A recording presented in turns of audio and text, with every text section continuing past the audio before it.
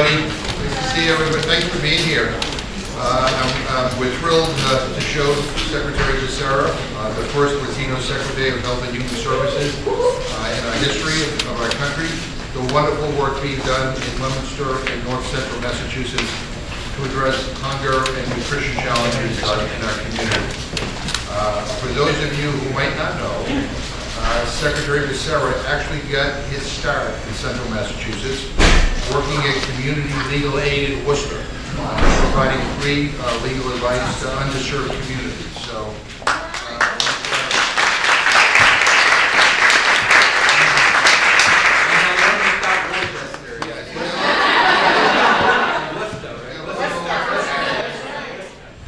so as many of you know, for many years now, I've been calling for the White House to host a White House conference on hunger, nutrition, and health.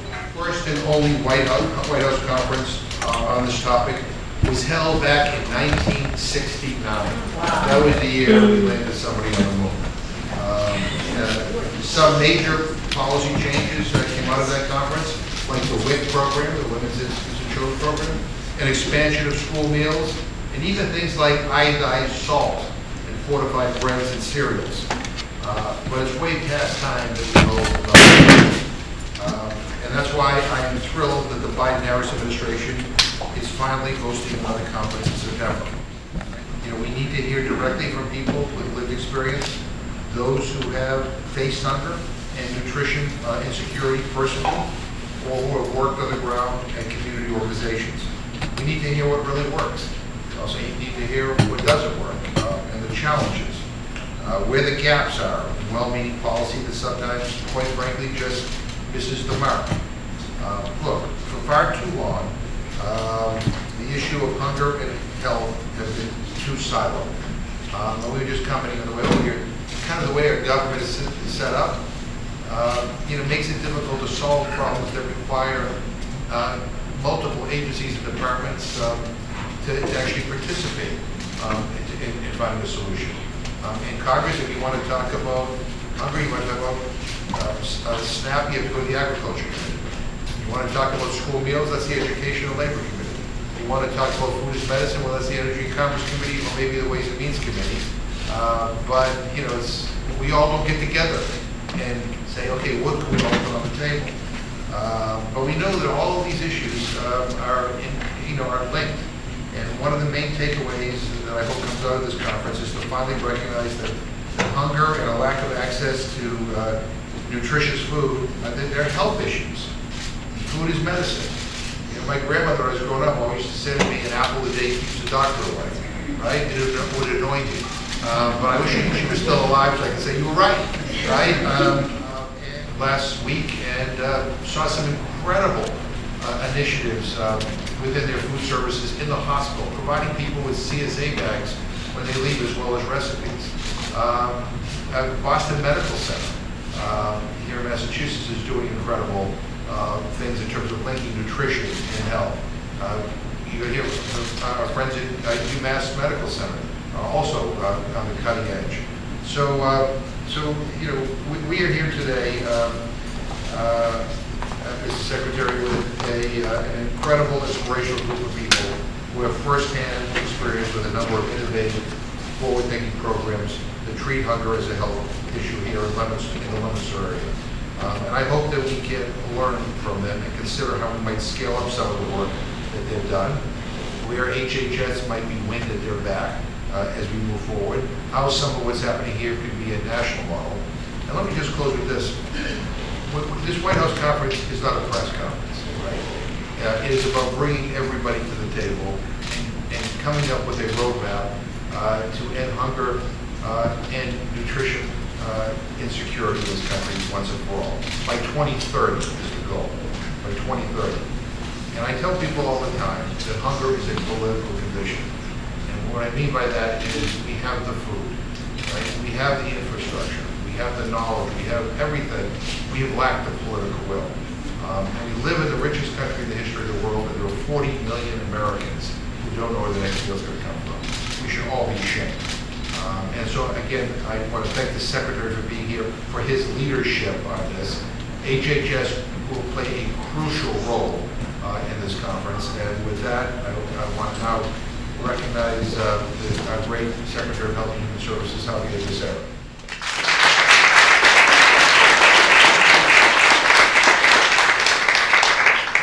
McGovern, Lisa, thank you very much for inviting me to visit with you in your congressional district in the state of Massachusetts. It is good to be at least close to Worcester. I don't get to visit very often, but it's great to be here.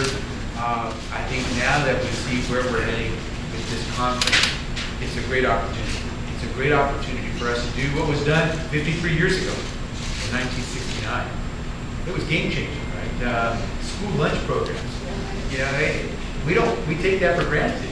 But for so many kids in America, if there were not a meal at school, there might not be a meal all day.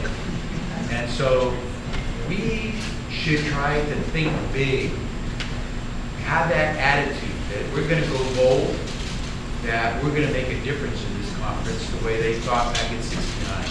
That we're not just here to gather, we're here to change the world. And it's our opportunity. And if you want to talk about health, if you want to talk about nutrition, you got to talk about doing food and doing food right. And so we're going to do everything we can, from lowering the sodium content in meals. When I went and visited FDA, they told me of the work they're doing right now on sodium. You can buy a pack of potato chips in America today, and you'll find that same package by the same manufacturer in Europe. And the salt content, the sodium content in that package in Europe is drastically less than it is in the United States. That is intentional. And why is it that in America, our food manufacturers are willing to, I won't say poison us, but put far more of these ingredients that we don't need, in fact, that are very harmful to us? Well, we're going to try to tackle that. And that's one of the issues that we hope will really surface loudly in this conference, is that we can make a difference. We're going to finally try to define healthy, because there is no set definition of healthy. So you could buy a package in the grocery store that says it's healthy food, and you get another package that says the same thing, and they are totally different. Physical activity. We're going to try to point out how important it is that we do things. We get up, it could be almost anything, right? Go take a walk, go plant some fruits and vegetables. That's activity. It's not only good because it's going to generate food, but it keeps you active. And the president has directed us to make sure that at this conference, we essentially fulfill the dream, I think, that Congressman McGovern has had for a long time, that we actually get serious about food and nutrition and how it impacts our health. We just had this great conversation, Ann, with you and your team, about how there's such a disconnect between our schools and our food, our health systems and our food. And how do we finally integrate all of that? Well, hopefully this conference will try to tackle that. I'm thrilled to be here with you. I hope to learn more. Thanks for having me. Well, thank you very much. So next, you already introduced her, is our other friend over here, Priscilla Espinosa, who is the Executive Director of German Meals and SproutChange, and they are also partner of Health Alliance as well as Growing Places. Take it away, Priscilla. Yeah, thank you so much. I'm so grateful to be here today. Thank you, Congressman McGovern, for organizing this, and thank you, Secretary Becerra, for this great opportunity to share with you what we're doing here in North Central Massachusetts. As you may be aware, there's a 59% increase on food insecurity here in Massachusetts that has been worsened with the pandemic. And the programming that we are offering with Heavy Meals and SproutChange provides multilingual in Spanish, Haitian Creole, French, as well as English programming on food as medicine, sprouting, natural remedies, herbs, as well as no-dig gardening. So we hope to provide local residents the empowerment and tools they need to be able to grow their own foods in their own kitchen, as well as empower them to be able to learn how to use these foods as a medicine. We focus our programming on disabled, elderly, women and children, as well as minority. In fact, our percentages based on organic programming attendance has been a 61% of non-white participants. And so we have an audience that really reflects the demographic of North Central Massachusetts.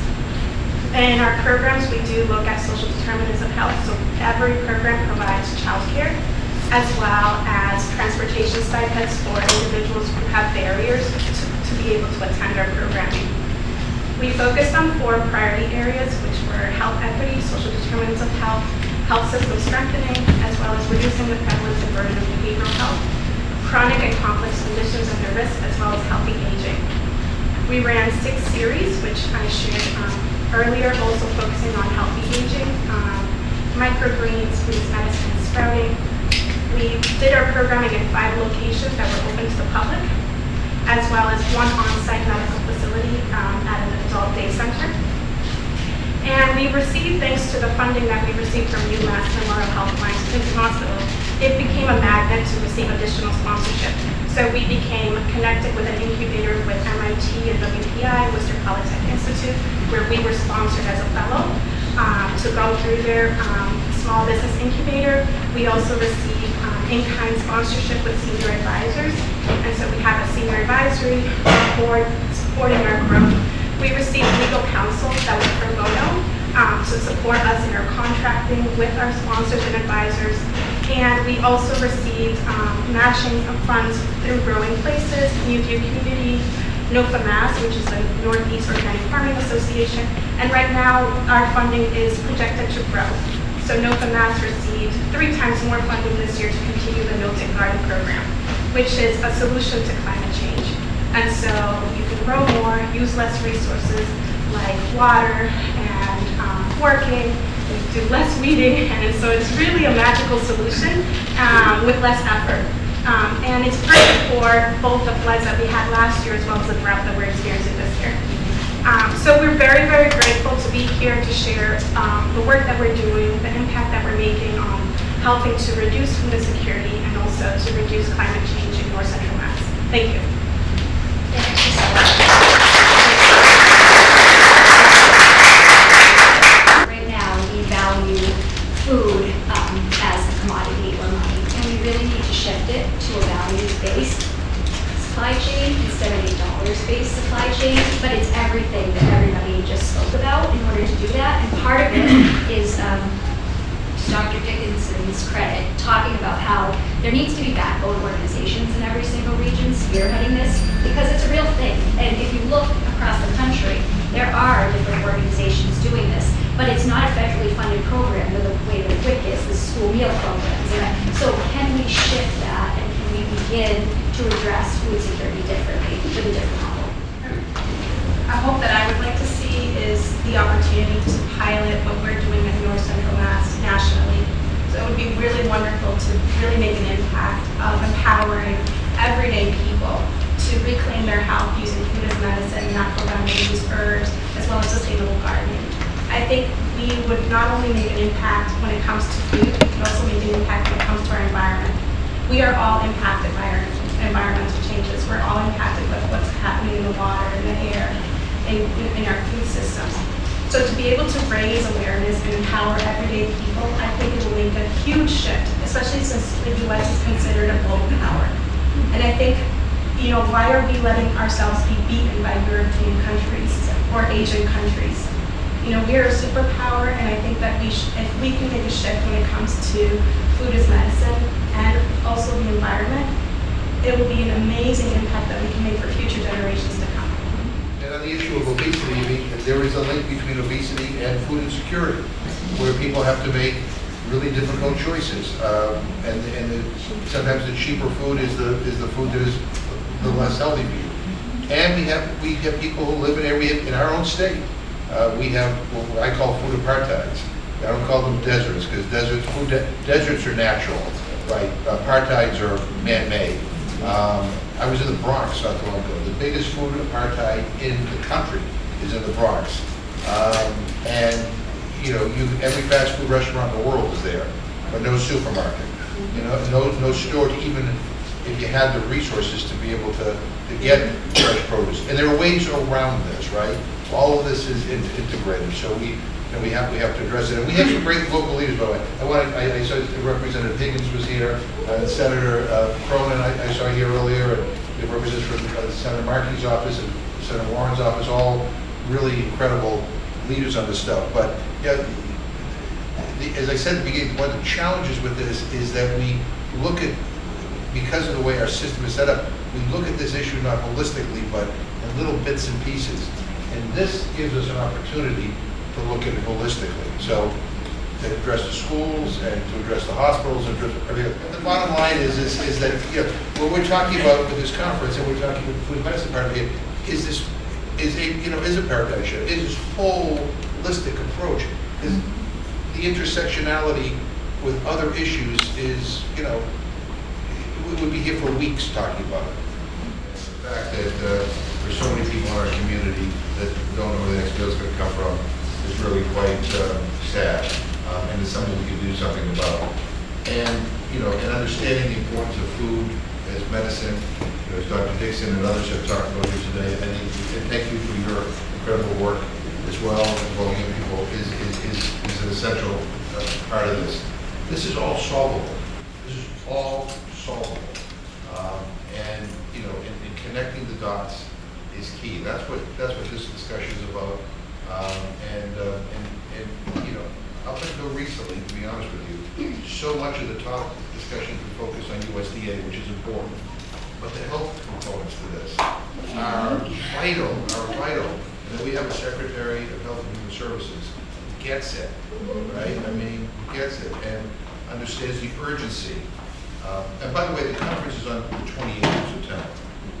And that's not the end of it. It's really the beginning of this discussion process. And so we look forward to continuing to work with you. I'll give you the last. All right, so if I could start with a quick story. When I got to Worcester and I got invited by the Latino community to come eat, because, you know, at that point you hear the West Coast kid coming to the East Coast, they said, vamos a tener arroz con habichuela. And I said, arroz, I know. Habichuela, I don't know. Because I've always known it as arroz y frijoles. Yeah, rice and beans. Rice and beans. And so I was kind of concerned. I don't know if I'm going to like habichuela. I tell you, I love beans. But it's the things you don't know that hurt you most. And what Americans don't realize is, as Congressman McGovern said, we could solve this because we produce more food than anybody else in the world. We just don't distribute it very well. It's not always the best for us, but we could. And so I think at HHS, we're going to take up the mantle that food is medicine. Because we want, at least from the health perspective, for folks to know when you're about to put something in your mouth, you're putting some form of nutrition in your mouth. And it is going to be really healthy for you, but it's going to lack a lot of that nutrition. And if we can go that step, maybe at the Department of Ed, they can go the step of saying that part of the 3 R's means teaching you what it means to have nutrition in your diets. That part of curing someone in a hospital or a health facility is making sure that they know what kind of diet they're going to have before they come into the hospital, while they're there and afterward. That's all to say that we can do this, as the Congressman just said, but here's the thing. Who would have believed that our private industries think it is wise to put more salt in our potato chips than in the potato chips of Europeans? Who would have believed that industry would believe it's good for us to have all these chemicals that enhance flavor so they go buy more of this stuff? I hate to say it, but I love Lay's barbecue potato chips. And I can just, yeah, it's true, Lay's is right. You can't eat just one. But the thing is, you have to know what you're eating. And so I would only put before you the task we have before you. Defining healthy should not be difficult. I guarantee you it will be difficult because there will be an onslaught, an army of lawyers who will contest what Congressman McGovern might want to do, what we might want to do in defining healthy, because there's a lot of money behind that definition. And so I hope what you will help us communicate to the American people that we can do this. It's actually pretty simple, but it's actually really hard because there are a lot of very vested interests that don't want to change things. And it's up to us, as they did in 1969, to say, we're going to change the game. We have an opportunity to have some real game changers, and we're going to be the change makers. So I hope to see some of you on September 28th. I know I'm going to see this guy. And I look forward to what comes from that launch because it's time for us to really make a big difference. So thank you for inviting me.